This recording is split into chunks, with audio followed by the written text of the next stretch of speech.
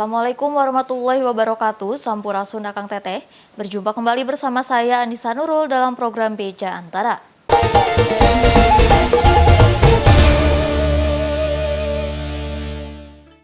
BMKG meminta masyarakat untuk mewaspadai terjadinya potensi gelombang tinggi di perairan Selat Sunda yang diprediksi terjadi hingga 1 Januari 2023 mendatang. Menurut prakirawan, cuaca pada angkutan Natal 2022 dan Tahun Baru 2023 di Pelabuhan Merak pada Selasa 27 Desember, kondisi ini lintasan penyeberangan Merak-Bakauheni perlu diwaspadai karena berpotensi terjadinya gelombang sedang hingga tinggi.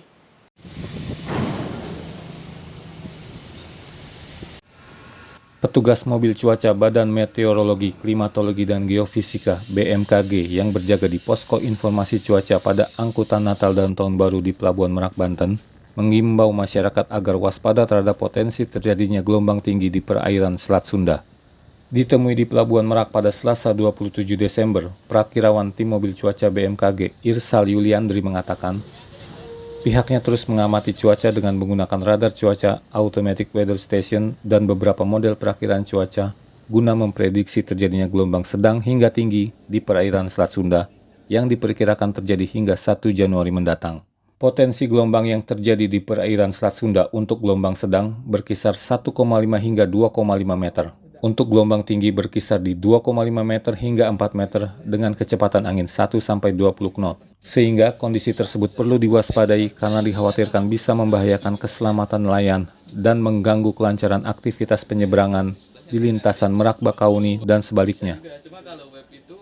Untuk tinggi gelombang, kami perkirakan ada potensi gelombang sedang hingga tinggi, yakni untuk gelombang sedang berkisar 1,25 hingga 2,5 meter, dan juga potensi gelombang tinggi 2,5 hingga 4 meter masih berpotensi terjadi di sekitar Selat Sunda dan juga sekitar penyeberangannya. Kondisi cuaca buruk yang dipengaruhi oleh perkembangan dinamika atmosfer yang bisa memicu terjadinya hujan lebat hingga ekstrim tidak hanya melanda perairan Banten, tetapi juga terjadi di beberapa wilayah Sumatera bagian selatan, Jawa, Sulawesi Selatan, sebagian Kalimantan, Bali, dan Nusa Tenggara Barat. Pihak BMKG berharap nelayan maupun pengelola pelabuhan penyeberangan memperhatikan peringatan dini gelombang tinggi yang telah dikeluarkan pihak BMKG sehingga bisa meminimalisir jatuhnya korban yang disebabkan cuaca buruk. Dari Kota Cilegon, Banten, Susmiatun Hayati, Kantor Berita Antara, mewartakan.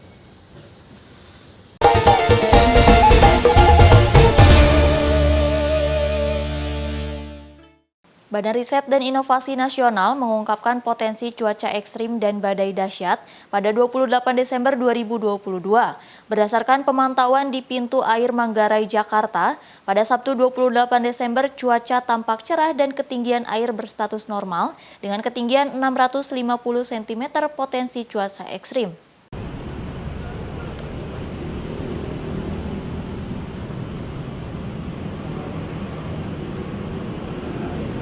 Berdasarkan pantauan Antara sejak pukul 8 waktu Indonesia bagian Barat, dari tempat saya melaporkan saat ini, yakni wilayah Manggarai, DKI Jakarta, cuaca terpantau cerah. Sebelumnya peneliti dari Badan Riset dan Inovasi Nasional (BRIN) mengungkapkan, berdasarkan hasil analisa, diprediksi adanya potensi hujan ekstrim dan badai dahsyat di wilayah aglomerasi Jabodetabek. Sedangkan BMKG, Badan Meteorologi, Klimatologi, dan Geofisika memperkirakan cuaca hari ini pada umumnya adalah hujan dengan intensitas sedang hingga lebat namun bukan badai. Di sisi lain, guna mengantisipasi cuaca ekstrim, pemerintah Provinsi DKI Jakarta bersama Badan Nasional Penanggulangan Bencana (BNPB) akan melakukan teknologi modifikasi cuaca. Sementara itu, berdasarkan pantauan Antara, ketinggian permukaan air di pintu air Manggarai berstatus siaga 4 atau normal dengan ketinggian 650 cm. Adapun kepada pemirsa, kami imbau untuk tetap berhati-hati, waspada, dan tetap tenang. Selain juga untuk tetap update atau memperbaharui informasi mengenai potensi cuaca saat ini di Indonesia. Dari Jakarta, Rio Faisal Subur Atmami Harja, Kantor Berita Antara, mewartakan.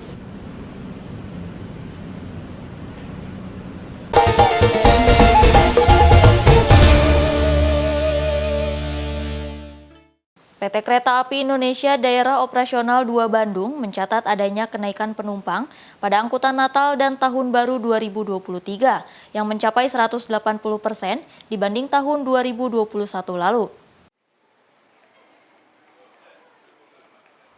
Hampir sepekan pelaksanaan angkutan Natal dan Tahun Baru 2022-2023, PT Kereta Api Indonesia Daerah Operasional 2 Bandung mencatat adanya kenaikan jumlah penumpang.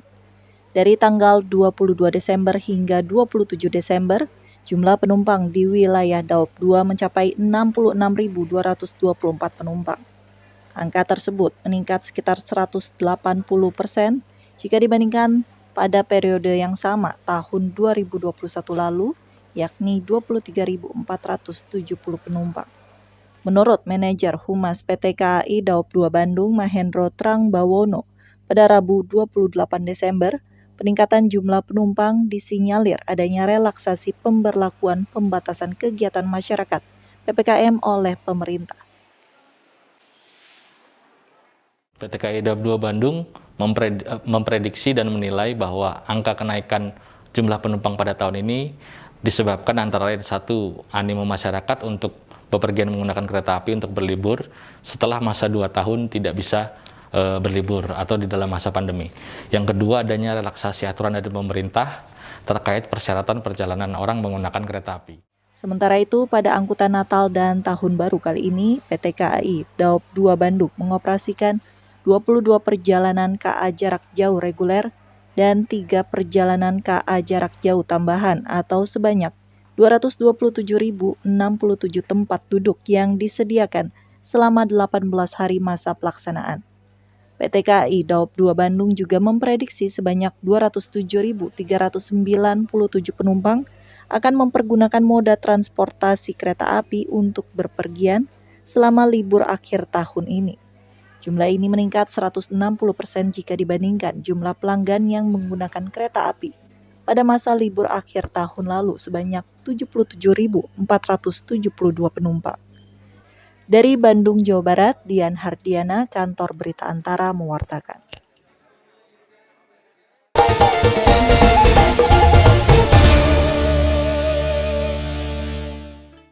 Pemerintah akan memindahkan lokasi stasiun Tanah Abang yang kini dinilai terlalu padat. Meski nantinya lokasi stasiun Tanah Abang yang baru tidak berada jauh dari lokasi saat ini, namun rencana tersebut mendapat tanggapan dari sejumlah pengguna KRL. Mereka menilai hal ini dapat mengurai kepadatan penumpang.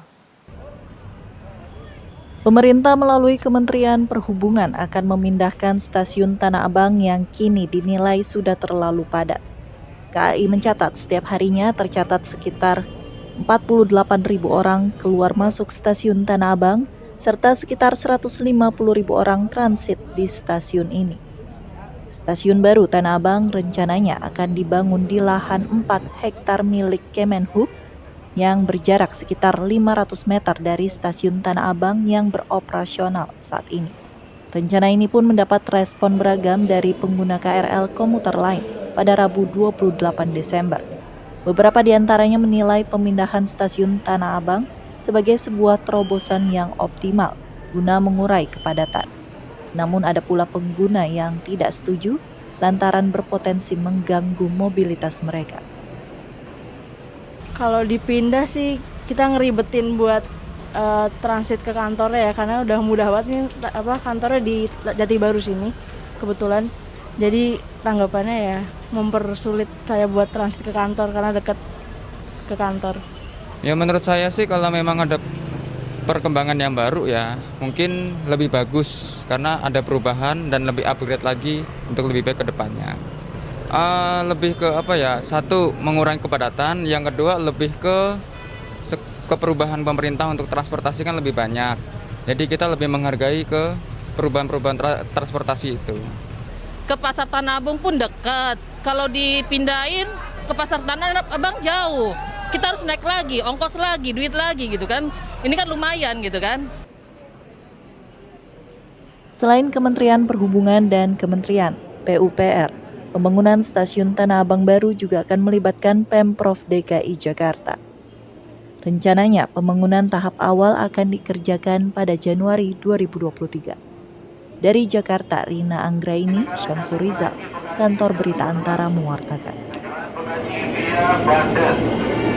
Terlebih dahulu, sampai pintu rupanya sampai pintu.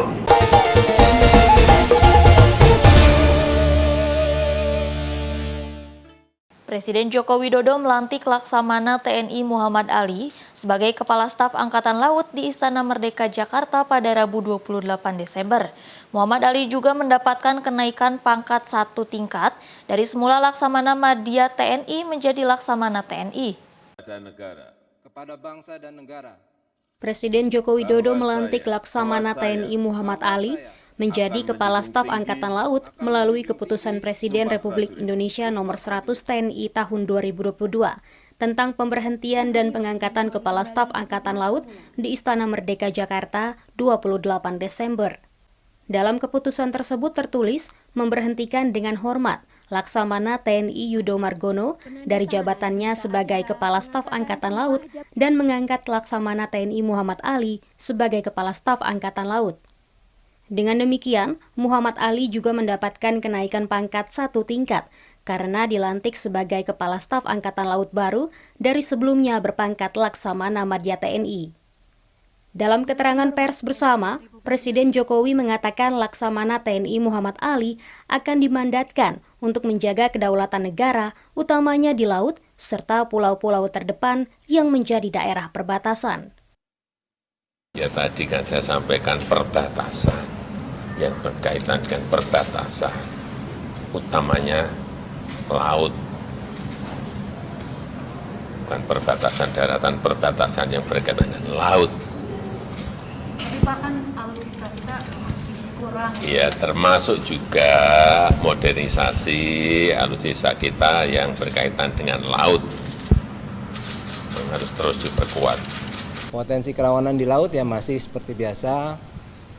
Kalau bulan-bulan ini kan cuaca yang kurang bersahabat bulan Desember ini. Tapi kalau masalah kerawanan lain adalah penyelundupan.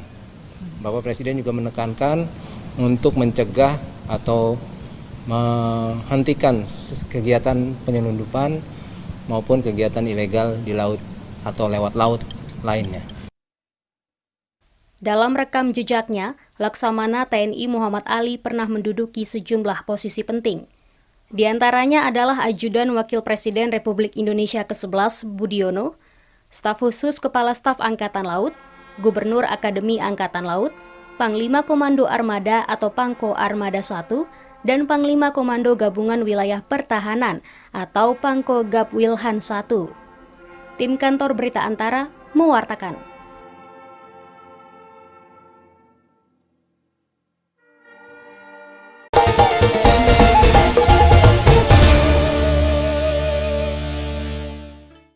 Kabid Humas Polda Papua Kombes Pol Ahmad Mustafa Kamal pada Rabu 28 Desember menghimbau seluruh masyarakat di Bumi Cendrawasih untuk tidak melakukan pawai saat malam pergantian tahun baru 2023 nanti.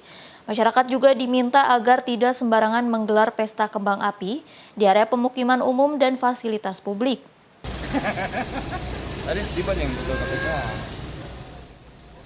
Jelang malam pergantian tahun baru, Kepolisian Daerah Papua mengimbau seluruh masyarakat di Bumi Cendrawasih untuk tidak melakukan pawai saat malam pergantian tahun baru 2023. Masyarakat Papua juga diminta untuk tidak sembarangan menggelar pesta kembang api di area permukiman umum dan fasilitas publik yang dapat menyebabkan gangguan lalu lintas.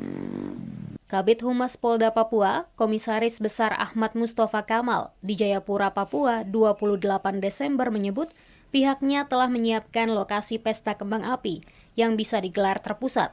Di antaranya seperti di depan kantor Gubernur Papua atau Jembatan Merah Yutefa.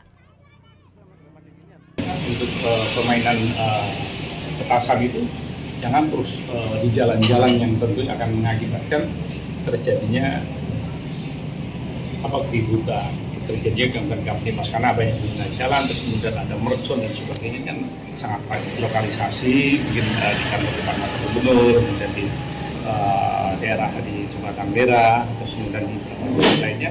Yang penting harus betul-betul karena itu lapang yang dimungkinkan bisa untuk mengakses aktivitas masyarakat. Lebih lanjut, ia menjelaskan pihaknya mengkhawatirkan apabila pesta kembang api digelar di tempat secara sembarangan, dapat berpotensi menyebabkan kebakaran. Kepolisian tidak menginginkan hal itu terjadi di tengah malam pergantian tahun baru, sehingga aparat yang tergabung dalam operasi Lilin Kartens 2022 akan menindak tegas masyarakat yang tidak mematuhi himbauan tersebut. Dari Jayapura, Papua, Laksama Hendra, Kantor Berita Antara, mewartakan.